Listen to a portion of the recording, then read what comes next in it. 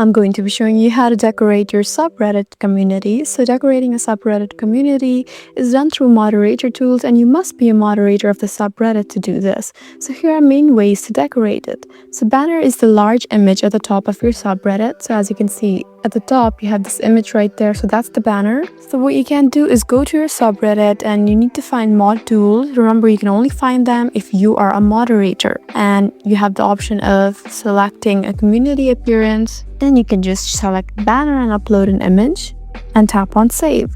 You can also have the option to use clear theme related to your subreddit. You can add a community icon. The icon appears next to your subreddit name. Simple logos or symbols related to the community topic. You can also customize colors and theme.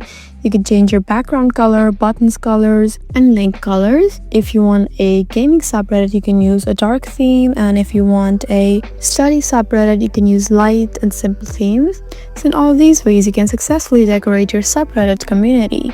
I hope this video was helpful for you. Please leave us a like and drop us a comment down below, and we'll see you again in our next video. Thank you for watching.